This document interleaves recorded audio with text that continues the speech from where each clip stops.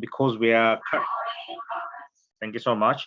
I think now because we are 13 on the call that have joined in, I would like to dive straight into our presentation for today. We will be, I'm going to share my screen right now so that we can, okay, just a second.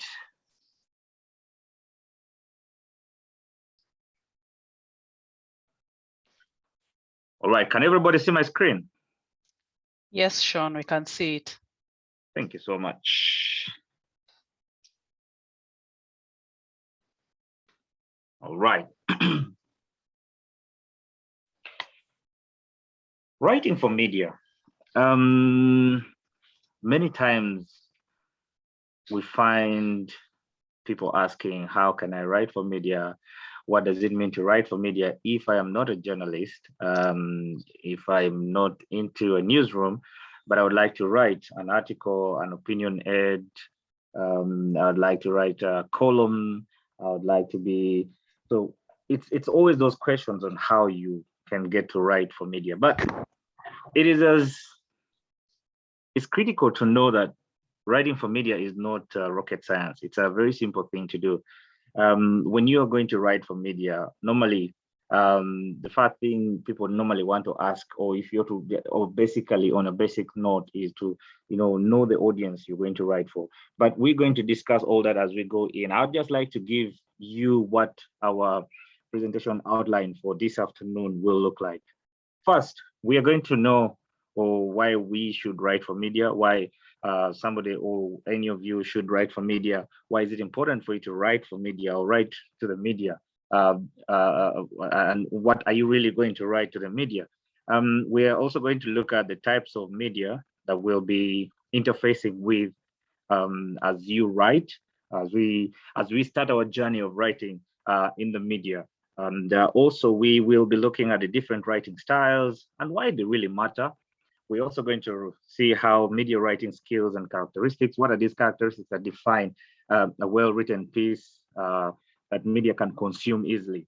And we also will be looking on how to identify a story between a story and an opinion ed, because most times people confuse an opinion piece that has been written for a news story. Whereas sometimes it's really nice for a journalist to pick up something from the opinion ed to continue with their story later on. We will be knowing what that is. And then we'll also look at the tips to write on how to write an opinion piece, which people will like to read. And then we'll also try to see how impact stories work. And then we'll have a couple of steps and way forward that we'll be discussing. And then we'll also show you some recommendations and what exercise we'll be sharing with you to take home as we discuss with you. So that is our presentation outline for this afternoon. Excuse me. All right. So we dive into our first, why we say, why we write for media. The first thing that you need to factor in every time you are going to write, or whatever you choose to write, or anytime you choose to write, the first key thing you need to have at the back of your mind, at your fingertips, is to know that you are going to inform somebody. You are going to write to give somebody purpose to read, and that purpose is information. So when you are writing at any one time, and you know that this piece is going to go to a mass audience, it should be informative. There should be a reason for information. There should be information to guide this person. And when we talk of information, is because you are writing to somebody, you need somebody to know outside there that this is why you're writing. For example, if you're going to write about agricultural extension services, the first thing you need to push in there is what kind of agricultural extension services are you focusing on? Are there others? That's the kind of information you want to, put out there. The other a point why we write for the media is to present ideas from person to person, because these ideas help to create more. You're creating a chain reaction of information. You start with information, but you want to create more. Information and learning doesn't stop with one idea and that is it. No, you create, as you write, you're sparking somebody's mind, you're sparking somebody's creativity, you're sparking somebody's thought process. And that is how you present ideas in a different way. And thirdly, and this is mainly to influence behavior, that is to persuade. You're looking to persuade somebody, and this is mainly, of course, to influence behavior, opinions, attitude, and of course, this pushes you to a level to understand that once you are writing for the media, for example, if you're at office and you want to write an opinion piece to show that you want to introduce a new method of farming, you're going to try to be persuasive.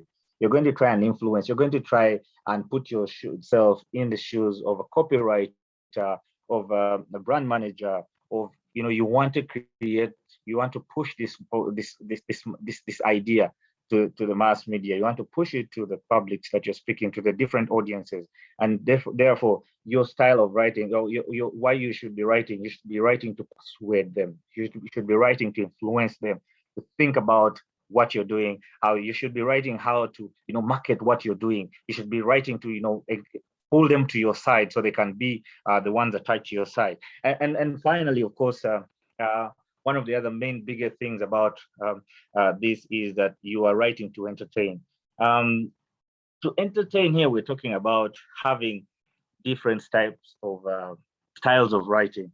But even in the different styles of writing, we've seen different people write in different ways. There are people who write an article for you, and sometimes you may not even pick out what they're actually saying, but because the style is so sweet to your eyes and to your thought process, you're thinking, I need to pick up with this. This is so nice. And we've seen this kind of writing, say for example, prose. If you know what a prose is that story. It's more like storytelling. You're giving a narrative on something. So some people write to entertain. And these kind of examples, we see them in mostly novels, lifestyle magazines, but it doesn't only end with lifestyle magazines. It also comes back to even just journals. When you're writing, you need to add effect in that. Some people write their stories with anecdotes, where he or she says a story about themselves first, or an experience they went through, just to purge into the mind, purge into the thoughts of the person reading. And once you have managed to purge into somebody's thoughts, you have got them attentive. They are going to keep reading because they believe the information that they've got at that point is what they need at that point. So this is why we write for the media. And I just before I continue, I'd like to know from the rest of the team, am I too fast, or am I at the right space so that I can continue to the next slide, what we're presenting today? So just 1, 2, 3 people tell me if it's okay, the tempo of the speed is okay and where we're going. It's okay, it's okay. Awesome. So moving on. We also are going to know the types of media that we have to write to, we have to speak to. There's a common feeling of so many people who do not know about broadcast and the other types of media, and normally they believe that it's on.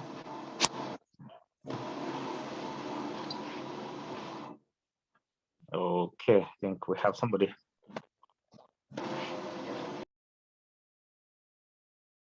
Can the person mute?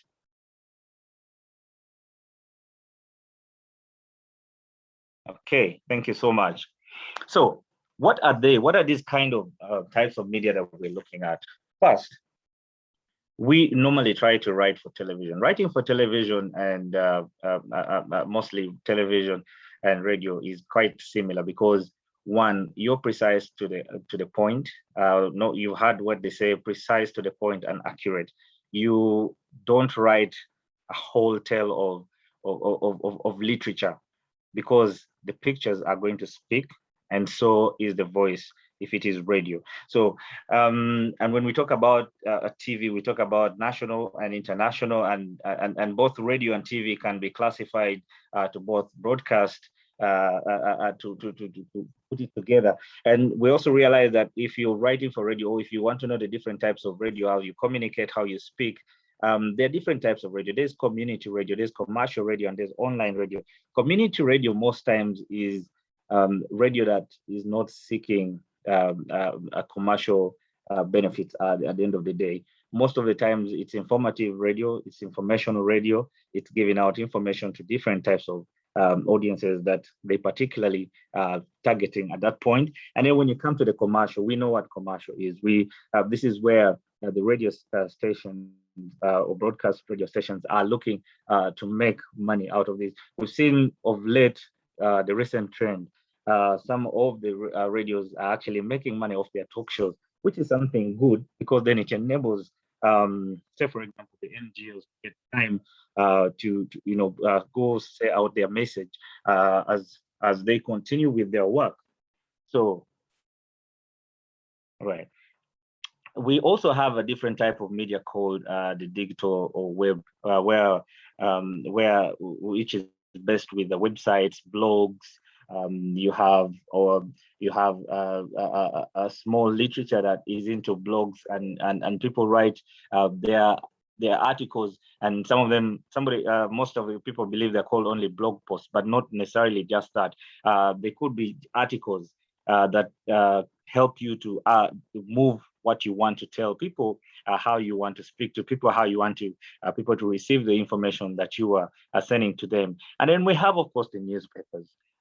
Also, these can be categorized into the national newspapers, the tabloids, regional. You also have magazines incorporated there, which will be looking at different topical issues. As you can see from our slide that shows you on the left side that we have right here, we have the television, the type of media we're talking about. We have radio. I don't know how many have visited radios. We have different kinds of newspapers.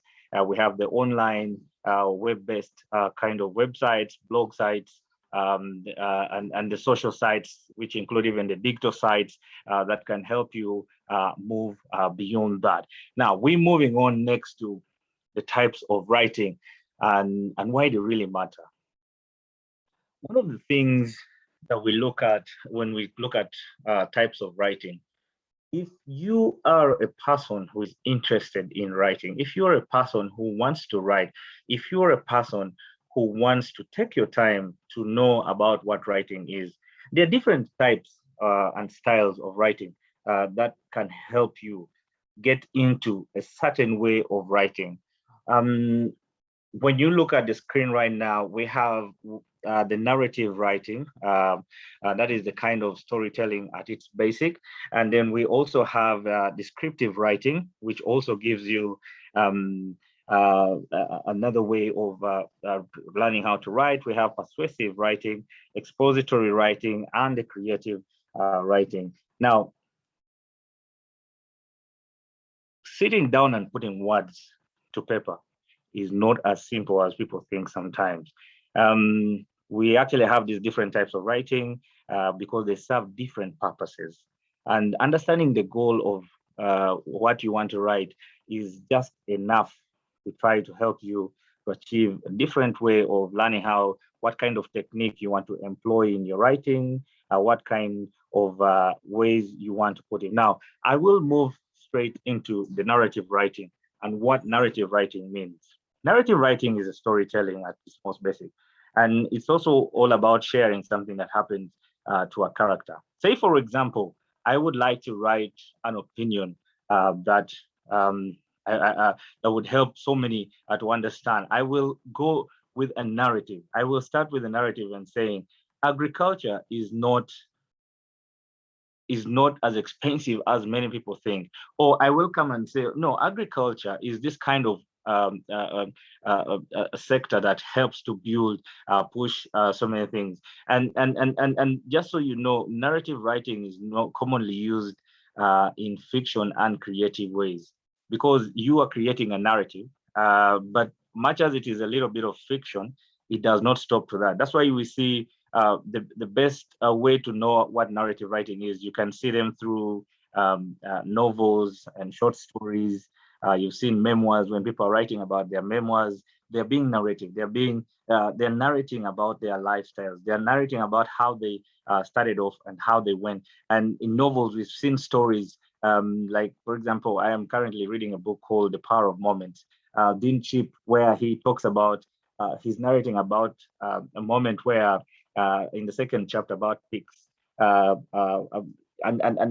you can tell how he's narrating the story about how this hotel did not know much of what they could do to get more customers. But what they decided to do was just have a telephone booth where there was a coin, and that coin you would only call a customer service, and that was enough to create a moment. So you see, there's a description, rather there's a narrative that is going on there, and also sometimes we employ a narrative writing in creative aces when we want to, or even when we are doing feature stories, because we are narrating something that we know, something that we have seen, and something maybe that we have imagined. Because remember, narrative writing most times is employed by people who are writing fiction, and then also those who are storytelling, and then also even presentations and speeches. We find people being very narrative when they're telling. So is this the kind of writing you want to take up? It's your choice. But then we also look at the descriptive writing. This one involves capturing every detail. Say, for example, a place, a person, a scene, and you write about that particular thing. You write, and the goal here is really to have your readers immersed in that experience that you're describing. You know, you need to be very descriptive and say, when I was walking down the street, there were two border men. One came riding a bigger bike, one with a small, bigger bike, Harley Davidson. It has a 6,000 cylinder horsepower. You're being descriptive. You're telling the story. You're achieving the goal of immersing the reader to, understand you and feel the experience of, oh, it's a David Harrison. My God, 3,000 cylinder here. And, you're pulling somebody's attention to, get into knowing what it is. And by the way, just so you also know, in this kind of descriptive writing, sometimes people use metaphors because, you're trying, instead of being direct, you go with a metaphor, or, you use smileys to help have, somebody know a little bit of description. Is so descriptive to the person's mind. You're purging into their mind. And it's not just about you saying the person, like, say, if you're describing a lady, or she's pretty. No, you need to go a little detail. Or it's not about you telling us about the locus. You need to tell us a bit how that locus is, what kind of locus it is, where it's coming from, what is its origin. That's the kind of descriptive writing we're talking about. And then moving on, we go to persuasive writing. This kind of writing is meant to influence behavior, just like we tell you there. It's all about getting your point across. You really want your point across to your audiences, to the people that are reading from you or reading about what you have told. Your viewpoint here is a very key issue for them to learn and know. So if you're going to do that, you need to having a bit of some statistics. For example, if you're writing from efforts, you need to have a little bit of statistical evidence. Like I said earlier, anecdotes, like anecdotal evidence, where you had personal experiences or interviews with so and so. So that is the kind of way persuasive writing is. Testimonial evidence. You need to present all that. That helps your readers know, oh, this person is actually grounded on what they're telling us in their story. And of course, the easiest way to employ this kind of persuasive writing is normally when you're writing an essay, or you're writing an opinion ad, or you're even writing a speech, or even for those who are doing sales, you can, it helps you in your sales writing. And that's where this persuasive writing is quite key. Moving on is expository. Sean, let me just interrupt you briefly. I'd said in the beginning that would have welcome remarks from either the ED or Max from AFAS. So Mr. Max has other meetings to attend and he requests for just 1 minute to speak. Then you can continue with the training. Sorry for the interruption. Please, Max, go on. Thank you, Maureen, and thanks everyone for organizing this very important training. From the AFAS management, we are excited that this is going on. Unfortunately, because of overlapping meetings, we are not able to participate. However, Andre and Maureen definitely will champion everything.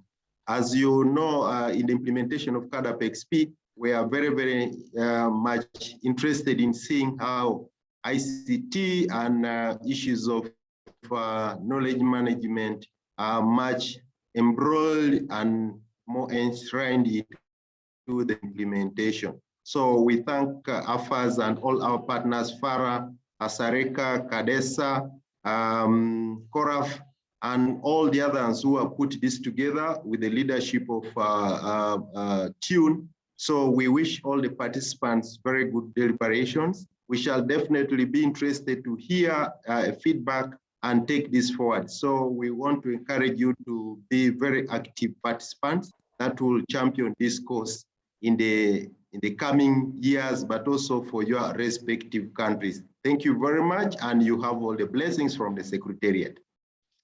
Thank you very much, Max, and Sean, please carry on. Thank you so much, Mr. Max. Appreciate that. Thank you so much. Just to run forward from where we stopped, we were moving on to the expository writing, where I just wanted to let you know that we use this to explain, describe, give information. It's also to explain a subject and inform about a particular topic area. This kind of writing is one I think is mostly employed by most people doing not-for-profit, non-governmental organizations, even in the civil society. I've seen most of them engage with this one. And then the creative writing. We know what creativity is, and it just enables to help you to know. This one goes a little bit of outside of bounds of normal professionals, journalists, technical teams. This one, you use all sorts of literature to persuade, to like get people onto your side. It is a kind of writing that helps you to become, if you're trying to get woo people onto your side, if you're trying to get them to be in awe or wonder, this you can write with all the creativity that you have in your mind, and you want to take it on from that. So these are the kind of things I was explaining to you, and how we started from a narrative where we said it is commonly used in fiction, and for novels, short stories, writing memoirs. We came into descriptive, where I was saying it. This one involves capturing every detail of the person you're writing about, because you want to describe them, you want to describe the place where you are, you want to describe how the experience you had. So this is how kind of descriptive writing will help you. And then we talked about persuasive writing. This is, of course, getting your point across, and most of the people who do persuasive writing employ this, especially when they write blogs into their communicating what they want to communicate outside there. And then the expository, where we said, of course, it aims to get the reader mostly about the subject, putting it across, and so that they can know this. Rather, it actually, for expository, it builds into the what we call the basics, the classic basics of who, what, why, when, and how. Questions that is from the media. And of course, for the creativity, we say this is a way of telling stories to delight your readers much more. Now, moving on, the media writing skills and its characteristics. What are some of the skills somebody may really want, especially when they're writing for media?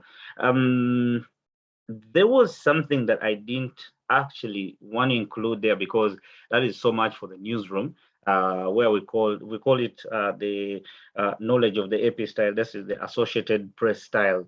For those who have gone to journalism school, they know about it very much. So, but I wanted to bring this more. What are some of these writing skills and its characteristics? Now, I start with knowledge of grammar and punctuation. Usually, it is good for you to know, to really be grounded on your grammar and also know how to use your punctuation.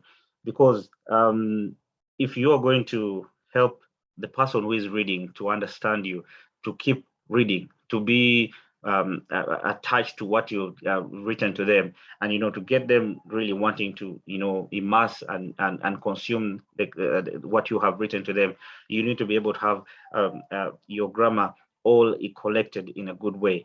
You also need to know what kind of punctuations to use. And of course, I explained this a little bit by saying that it's good to use simple sentences that follow, especially verbs. If you're writing a story for somebody, or if you're writing an opinion, the verb normally helps to introduce an action.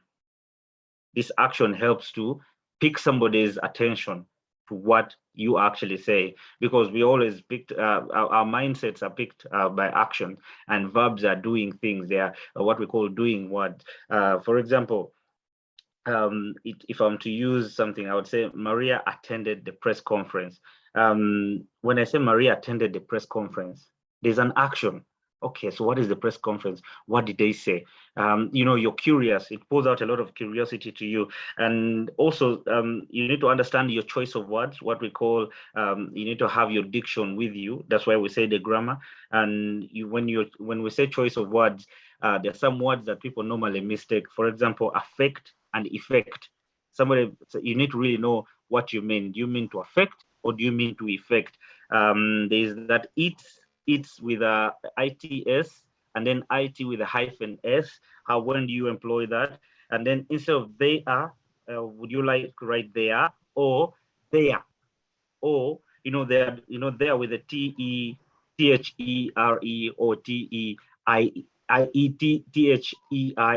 So you need to be really sure of how you want to choose on your words to write up there. Then also, you need to have the ability to simplify information. For you to have audiences sticking to you, you need to have a way of simplifying information. You have to go granular with your information. You don't have to stay on top level. Top level will not get your message across. For message to be across, go granular. Be simplified. Be very flexible to simplify information, so that the person reading can know it as a P1 child. That's why you have had people say sometimes, explain it to me like a P2 child. And then, that's the way people consume the information. And then also focus on accuracy and details. When you are giving information, when you are writing, you need to be sure of the details. Yeah, because if you know your details, if you know what you're writing about, it will help you get your message very across very quickly. And there's believability. You create a lot of believability if you have detail to what you're writing about, and you need to be very accurate whenever you are writing a story. And then this is a cardinal rule: objectivity. For every time you write, be as objective as you can. We've had people saying, oh, that media house is not objective. Oh, they are one-sided. You don't want to be that kind of person when you write opinion. You want somebody to read and know, oh, while he's attached here, he's also giving us information that is really genuine that we can use. So be as objective as you can. And then last but not least, employ clarity. Be very clear of what you want people to know. Be very clear, be very concise, and this makes your writing very easy for people who are reading from you at that point in time. And how do we identify? This is just to help you to identify between a story and an opinion ad. Here we tell you that an opinion ad is a written prose, typically published by the newspapers and magazines, which express the opinion of an author, usually not affiliated with the publication's editorial board. An opinion ad is anyone. An opinion ad is you, or is written by you, not is you, but is written by you. When you write and you don't belong to the Daily Monitor, you don't belong to the New Vision, you don't belong to the Observer, you don't belong to the Watchdog, you don't belong to the Ego, you don't belong to the CU magazine. You are expressing your thoughts and views, and yet you are not part of the editorial of the team. So meaning this is a very, very well written prose. It's narrated, it's descriptive, it is expository, and it can sit well in the style that the editors from the media want. And so that's how your opinion story is. And from this, you can see on the right, I picked one a screenshot of an opinion where somebody is saying 10 things government should do to improve healthcare. You know, it is his thought. He's putting out his thought there. He believes this is what somebody and maybe they can pick it up later and understand that, oh, okay, we can. He's given us valid points. We can improve. This is more like feedback also. And then for a typical news story, this one contains facts. It's information usually reported by journalists. Why? Because one, they are very responsible. They are trained, and usually they do research and they have to verify their facts. Some of them reveal their sources of information depending on how, on what kind of story has been put out there, and they help also to identify most statements of opinions. And sometimes when you read stories, when you see people writing or opinions about what probably was already published, it purges into their minds to think that way. Moving on, I just wanted to give you tips to write an opinion piece for people, and how, of course, when people a piece that people would like to read as they go on. First rule is avoid headlines that are questions. When you write a headline that is a question, you're not, first of all, the person reading, your readers outside there will be wondering, so why are you asking us? Why aren't you the one telling us?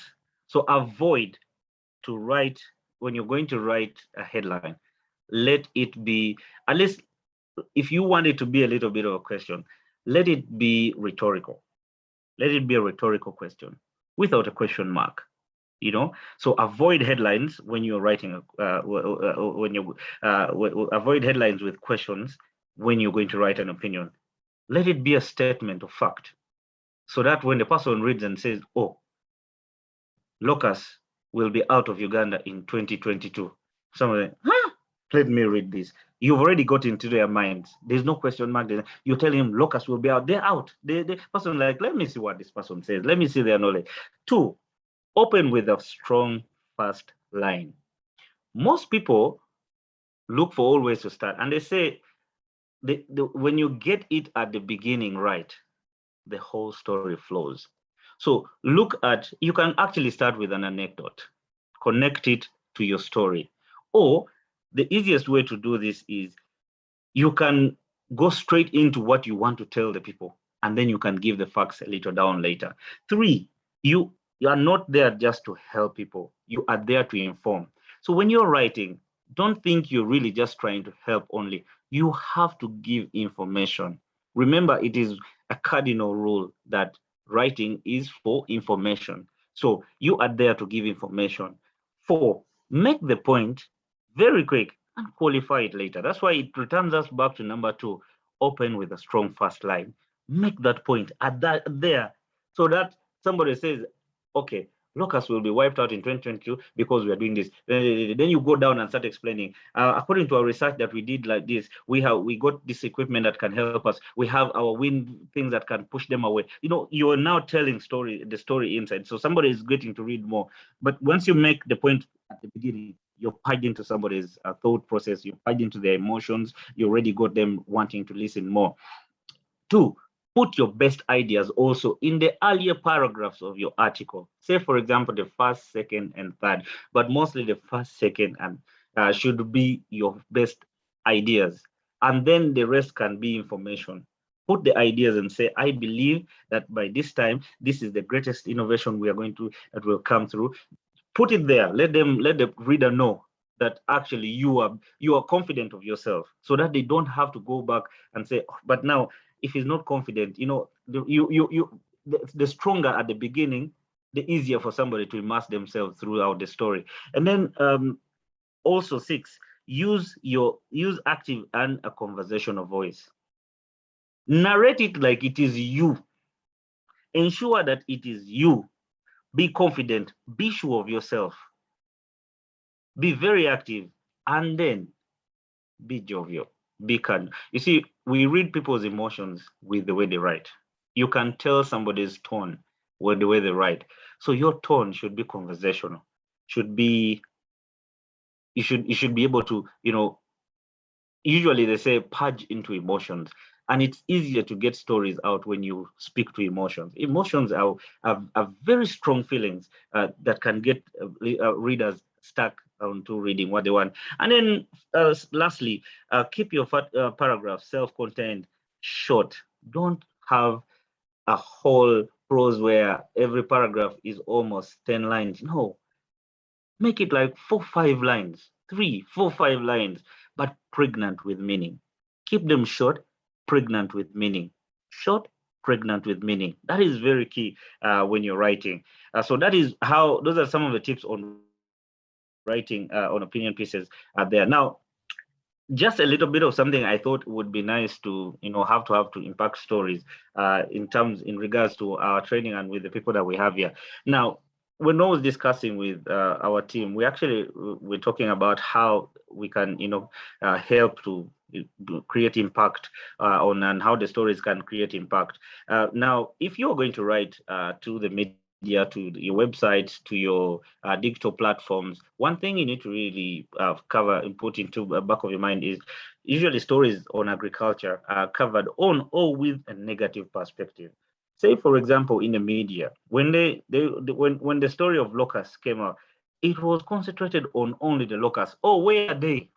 They're in Kumi. No, they are now they are coming. So there was all that hullabaloo. Yeah, but this can be changed with we can change all this narrative with writing opinions, with positive impact stories that have impact. And I actually moved away from the locus and say, how about if, like, for example, with what is going on right now, we could say how the COVID break improved the soils because maybe the farmers, you could write a story of impact, how the soils are now rich because the soil rested, the grounds rested, just like the human beings rested. And then, we go ahead and tell them how the nutrients of the soil, how research has found out this and this. The person reading, even a farmer, even the person who has never farmed, might start thinking, oh, I need to get into agriculture. I need to, you're creating that impact to the person. It's a positive impact. You can also write stories of farmers exploring new methods during a COVID registered bumper harvest. While it is all gloom, maybe they can be bloom, while it's all gloom across the world, it can be bloom by saying that actually new plants are now doing very well, or during this period, because there was not much activity, people were concentrating there. You're creating impact stories. You need to learn how to write. When you're writing, don't always think of the negative, think positive. Think of how impactful you can create your people, readers, to come up with you. And also, we say that one of the things that you need to do is you need to feed the media and the public with stories of breakthroughs, and why this breakthrough is important. When you write about a breakthrough, everybody is wondering, okay, so this is it. You've got the farmers who are your publics, you've got just the normal audience, the normal readers, you have got vendors, you have got processors, and everybody thinking of what this breakthrough can be to them as they go forward in the cycle of production, of farming and the rest. So you need to feed the media and the public with stories of breakthroughs and why they are very much important. And lastly, I needed to just let you guys know that opinion pieces are free of charge, but they should be they should be of good quality and very rich with information. Every time you are going to write something, think about quality, think about excellence, think about it being pregnant with meaning, being very much, you know what pregnancy is. We all, it's we know how pregnancy helps you to get into labor, and then later there is joy. So that kind of thing, you need to have the mindset that I need to have quality, excellence in when I'm writing my stories, and of course grammar, like we discussed a few seconds ago. So those are certain things you need to look out for. And then as we move forward, there are some things I also felt that would be very key issues not to ignore when you are going to write. One, plagiarism. I actually structured with intellectual property. Plagiarism here simply means you lift somebody's work without crediting, and you want to own that work. You need to be very careful. If you're going to research, if you're going to write, and you're doing your research about a particular thing, try to use your language, or in the other way, try to explain it in the best way you can, but do not lift somebody's work, somebody's literature, somebody's sweat, and take it as yours. It is not something that is sweet when the repercussions come later, when the person is haunting you, or the authorities are haunting you. And then another issue that we thought we should not ignore: authenticity. Be as authentic as you can in your own way, in your capacity. That helps you to push yourself alone, just to elevate yourself to another way. Be authentic, elevate yourself by writing things with authenticity, and have a command that this is, I know I am doing this because I learned this, I've experienced this. So be as authentic as you can. Another thing you need to normally learn is, the third thing is protecting sources. Why do we say protecting sources? You've heard of journalists cover stories, and some of them are even taken to CID or places. They're asking them to reveal their sources. When I was still in the newsroom, we're always told to protect our sources. So if I came to AFAS and met Mr. Max, and he gave me some information that I felt was right, it could actually be of impact. It is good because remember, for a journalist, your information has to be verified. It is factual. So if this information is clear, please protect your source. Don't just go and reveal, oh, Sean Oseko gave me this information. Maybe I gave it to you in a way of helping you, in a way of accentuating your work, and not necessarily in a way of spoiling. So protect your sources.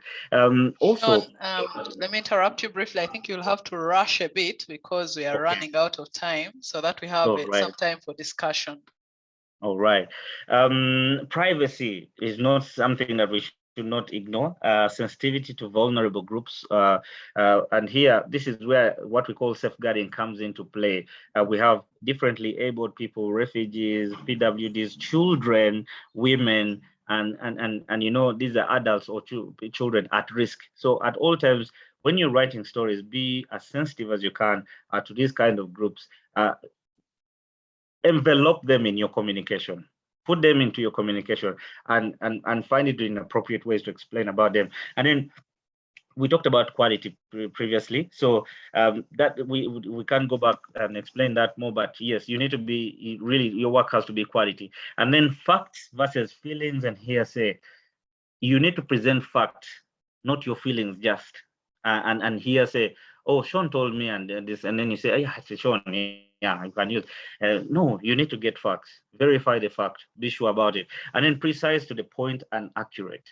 That one, just be precise to your point. It allows the reader know, yes, no more need to question, or but no, you're precise to the point and you're accurate. So those are some of the things. So we also thought we could give you some recommendations for this afternoon on what you should do in terms of writing for media.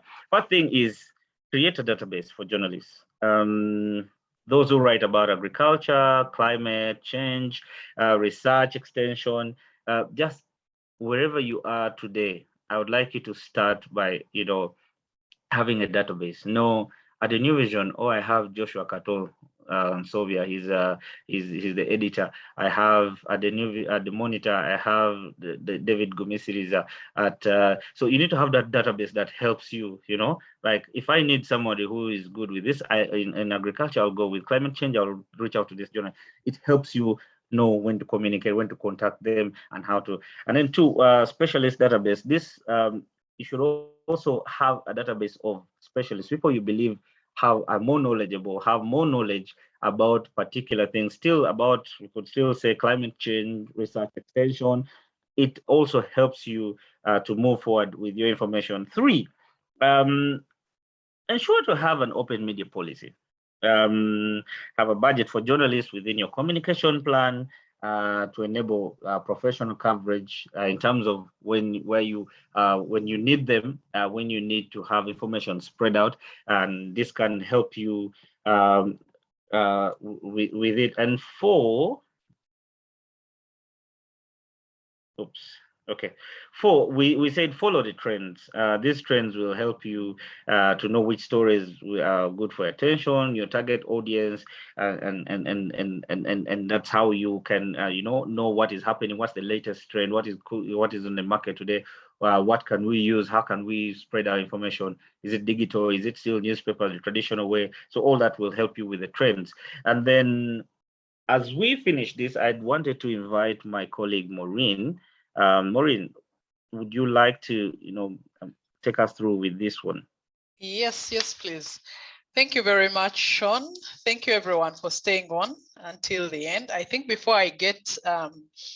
we get into this take-home exercise, which I think all of us should get involved in, I would like to know if anyone has any specific question to Sean. There were some that came through the chat. Sean, if you could just leave that other slide, the one of the take home.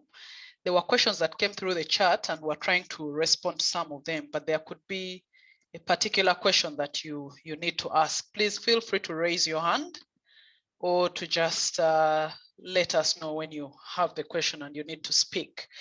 But moving on, again, I want to thank Sean very much for this training. Yes, please. Thank you very much. Yes. Yeah, my name is Isa from Nigeria. I'm at the University Zaria. I want to appreciate the speaker. Let me waste less of time. I am more particular about the issue of feedback and follow-up to writings. I'm the type that believe that, okay, you have employed all the means that the resource person has described, and you have been able to write. Can we be looking at, most of the time I say, and so what? You have done all the things. Particular areas where we don't pay attention to is issue of feedback as well as follow-up. For example, you have described something in agriculture. This problem is so prominent. You have described something and it is not complete. And at the end of the day, there's supposed to be a follow-up messages, maybe at other interval. But we leave them and the farmer suffer, having getting to, whoever is taking the information is taking half of it. Then the issue of feedback has to do with what's the effect of our writing on the target audience. Most of the time we fail to put this together so that it can guide our next writing. Those are the issues that, and I see them as germane. I don't know if other follow-up training will specifically cover these areas, but I think it's very, very important.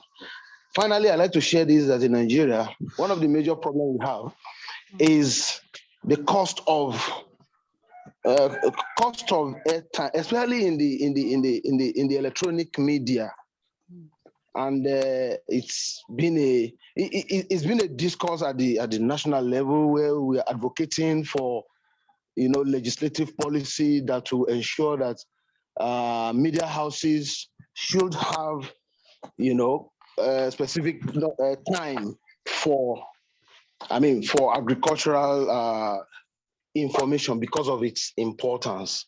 I know you know the direction that I'm going, so I want to stop there. Thank you. Thank you very much. Maybe before we take that, do we have another question? Yes, please. Yeah, please, can I come in? Please come in. Sure. Okay, my name is Selassie. From God, I want to thank the presenter for his a good work done. But you know, we in agriculture sector always deal with a lot of terminologies. Writing for media without the use of those terminologies can cause a lot of problems for understanding. And therefore, I would like us to all add it to the subject that we have received so far. Terminologies are very, very important. Thank you very much. Thank you very much, Selassie. Please mute your mics. If you have your mic on, kindly mute your mic so that we don't interrupt others. Do we have any other question from anyone? I don't see any hand up. Maybe Sean, would you want to take the question from Issa, or would you want me to go on? Please just say something to it and then I'll also respond. Sure. Issa, thank you so much, and we appreciate this. Now, in terms of the first, you really want to know about feedback, how it can, maybe if it will be in the next training. Well, we would like to incorporate that because today we're purposely looking to how to write to media, but also just to highlight that usually when you, like, for example, you write an opinion, the media houses, for example, if it's published, they have a point where they pick all this feedback. It is always shared back with the author to help the author understand if there was a point where they missed out something, or where they can add something, or sometimes to appreciate the author. Normally that's where it is, but we can go into another topic at a later date, and Maureen will guide us on that one, on where we'll be discussing just how feedback is very impactful in terms of helping you go forward. You also talked about electronic media. Because we're concentrating on writing, especially here, we're looking at real prose pieces, article pieces. In terms of electronic media, maybe if I'm getting it very well, we are looking at, you're trying to look at the online, the digital space. That gives you, most times it actually enables you with real-time feedback, because you know, when you write, it's either on your social site, and there's real-time feedback from people. So we will again take on this more. I would actually love to get your emails so we can get in touch with you and, you know, help you in this journey as we go on. And then for Selassie, you've talked about terminologies, and it's true, yes, you can't avoid terminologies, but remember what we said, break it down, make it simple. If the terminology is very strong, find the simplest way, try to explain it like you're explaining to a child. Let your reader know, let your reader feel like they are part of the entire conversation. Thank you very much, Sean. Maybe just to add very little on what Sean has talked about, following the questions from Issa and Selassie. For the issue of feedback, it's extremely important, and I think in this era today we are privileged enough to have the power of the web. So like Sean mentioned, there is that attribute of real time, but of course it's very limiting. Sometimes you can't use the internet to reach out to certain people that you want to target, like policymakers, government officials. These are people who watch TV, who watch Prime News, who read newspapers. So I think one thing we have to keep in mind is that media is business, in all honesty. And most times the state-owned media, for instance, the national broadcasters, are not really very attractive to the population if you pay attention in your various countries. So we have to keep in mind that people who own media houses are business people. And that's why when Sean was presenting, he mentioned the importance of having a communication budget. It's extremely important. Actually, it's recommended that you have 25% of your operational budget dedicated to communication. It's that serious. So then you're able to pay for that cost of airtime. You're able to make tailor-made documentaries, or buy space in the print media. And I mean, there's not much we can do around that, but just to plan for it and budget for it. But also the issue of feedback is very important. I think the onus is really on the communicator. So if you're using TV, for instance, to communicate to farmers about extension, it's really upon you to do a follow-up. And that's why the M&E comes in. So you say we communicated ABCD to influence behavior ABCD. So our M&E unit should go back and follow up and see if that behavior was influenced. And so the communication has to go on. So if there was change in behavior, you communicate that as well. So again, the onus is on each one of us. And then for Celeste, the terminologies, yes. Sean said some of them are unavoidable, but again, you communicate like you're talking to a child or an elderly person. And that's why there are people who are specifically trained to communicate science. So you understand how to break down that scientific terminology to a lay person. And again, that brings back the issue of the communication budget. So if you have communication persons within your institution, it's very important to train them on how to help you break down those terminologies, because trust me, for as long as you use terminologies, you will be communicating to fellow scientists and fellow people who understand that kind of language, and will not be reaching out to the people you intend it to reach to. If it's about a new farming practice, if it's about a new extension program, and you're using very big terminologies, the farmers will not understand that. There is no way. So it's very important to communicate science and diversify it. If writing is making it very hard and you're forced to use the scientific terminologies, I mean, get alternatives. You have an option of photography. Photography speaks, there's documentary photography, there's videography, where people just watch, you talk about whatever you want to communicate in a language that is very much understood by the people you're targeting, and then you get the message across. So besides writing, you can diversify your kind of communication. And like Sean mentioned, when you're writing for broadcast, you're writing something like a creative brief. So you say, okay, I have this, the terminologies are very heavy, but this is how I want it to be communicated.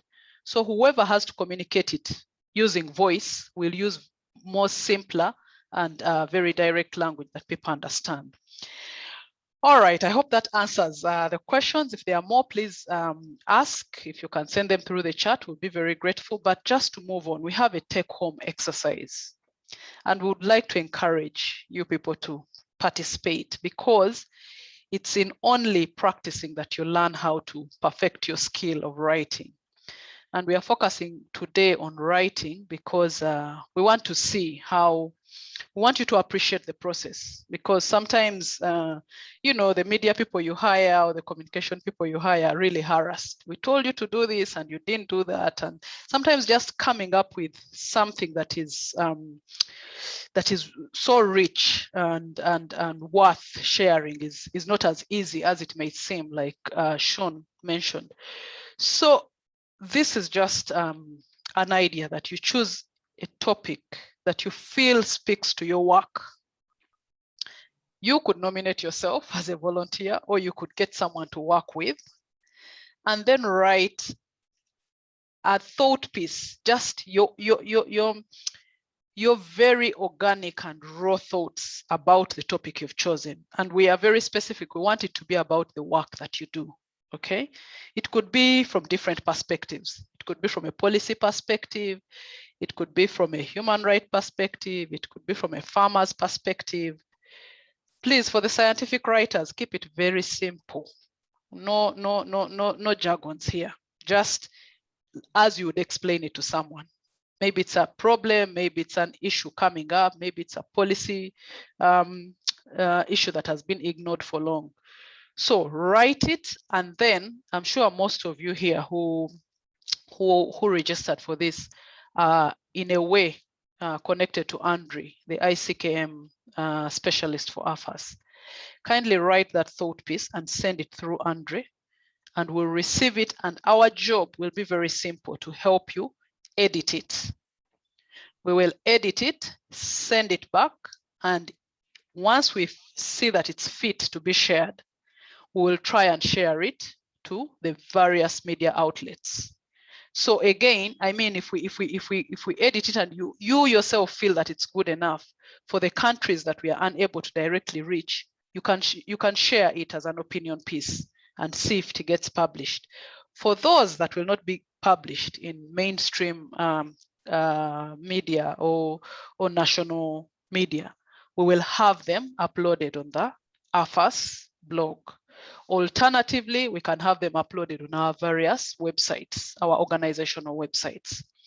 So we are expecting that, we're expecting to receive from each one of you. How many participants do we have?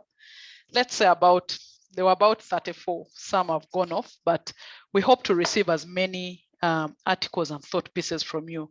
Only through practicing shall we perfect the art of writing. So I think that's it from us. Sean, you can go to your next slide. I don't know what's next, but thank you very much for attending. Okay, Maureen, can I just say something? Yes, please. Yes, thank you very much. I'm also speaking from Nigeria. Okay. Yeah, so I think for this kind of assignment, it will be good if we keep it simple. You tell us it should be 1 page, it should be 2 pages, it shouldn't be longer than 2 pages, and there should be 800 words. 800 words, thanks. And yes. Then maybe one picture, one photograph to support what you write. Very if good. You get that very clearly, then let us start with the words, the piece with a very good title and the 800 words, because we are having these trainings in the coming weeks, and we'll have one on photography. So again, we'll look at how you take action pictures and what pictures speak to your audiences, not just taking any photos. So let's first focus on the actual text and the writing and the style of writing, and we see if we can be persuaded, or if we can understand the descriptions or the narratives that you'll be sharing with us. So it should not exceed 800 words. That's the standard. I think that's okay, yeah. Okay. So without taking any more of your time, I think about 8 minutes past the time. Yeah, feeling. Also, if you just send, sorry? But Samsung's speed is good, but just put. Your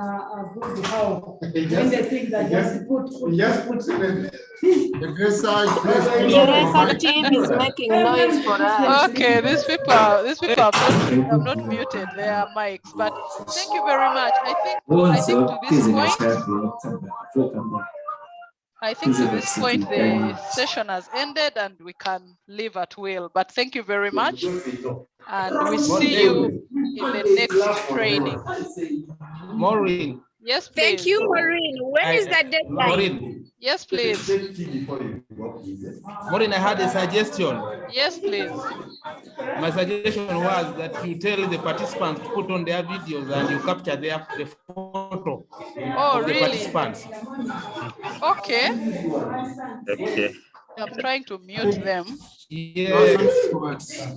Can we please turn on our videos? The videos and you take a photo. When is the timeline for submission? As soon as you can submit, because our next training is on 24th. So we wouldn't want to put timelines. We want to see how serious people are.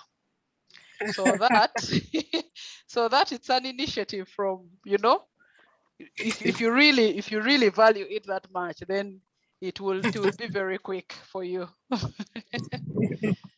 Okay. Yeah. Okay, so I think you also have to exit the share screen, so that we get. Yeah. Oh yes. Oh yeah, Sean, that is please. true. That is true. Hello. Yes, we are Hi. here. Please just mute your mics. Can we have privilege to get the slides?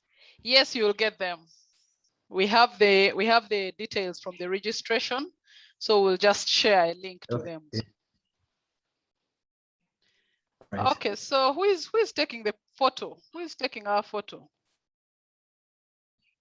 Who is the host? I think the host is the one who should be taking the photo because they have the rights to do that. Thank you so much, Maureen. Oh my God, let me see how. Maurice, it's nice to see you again. Thank you. Oh, thank you, Sean. That's boring. Let me see. Sean, are you able to take the photo? Not really, but not really. I have taken one. But what I have is one. So who is the host? Wait, I've made you a co-host, Sean. Please try and take. Sorry. Just a second. Okay, I got that. So should we smile? Yes, you've already everybody taken. smile. Okay. Everybody smile. I can get another one. Okay, right. Changing the file. I guess you're not looking at your camera. Huh? That's better. I thought you had taken several, so I was looking down. Okay, smile everybody. Thank you. Thank you very much, everyone, and see you on the 24th. Thank you For the next training session. All right. Thank you. All right. Bye. Bye.